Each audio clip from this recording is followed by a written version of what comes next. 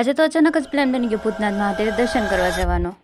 એમાં થયું કે આજે તો સવારમાં હું અને અંકિતાબેન થઈ ગયા હતા મસ્ત મજાના રેડી, કારણ કે અમારે જવાનું હતું આજે ભૂતનાથ મહાદેવે દર્શન કરવા જવાનું. આખું વેકેશન પૂરું થઈ ગયું, ક્યાં એટલે ક્યાંય ફરવાનો લઈ ગયા, એટલે આ બધું રાયડું નાખતું. એટલે ફાઇનલી આજે થોડાક દિવસની જ વાર હતી હવે વેકેશન ખુલવાની, એટલે ફાઇનલી બધાએ નક્કી કર્યું કે આપણે જવું છે ભૂતનાથ મહાદેવે દર્શન કરવા. પછી તો હું મસ્ત મજાનું કુદરતી વાતાવરણ જોતા જોતા થોડીક જ વારમાં પહોંચી ગયા આપણે ભૂતનાથ મહાદેવે, અને પછી કરી લીધા આપણે ભૂતનાથ મહાદેવના દર્શન, અને શિવલિંગ હતી તો શિવલિંગના પણ કરી લીધા મસ્ત મજાના દર્શન.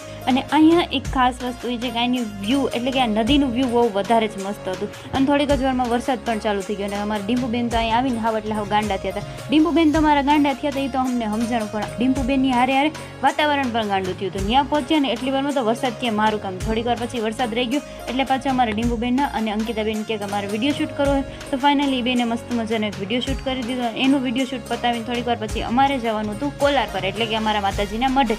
અને બસ જો થોડીક વાર પછી આપણે નીકળી ગયા કોલાર પર જવા માટે. રસ્તામાં પી લીધો આપણે મસ્ત મજાનો ચા. અમારા ઘરમાં 3 જણાને ચા વધારે ભાવે, એક મને, અમારા ડીમ્પુબેનને અને મારા પપ્પાએ. પછી તો શું અમે ત્રણે પી લીધો મસ્ત મજાનો ચા, અને પછી નીકળી ગયા મઢે જવા માટે. અને બસ જો થોડીક જ વારમાં પહોંચી ગયા અમારા માતાજીના મઢે.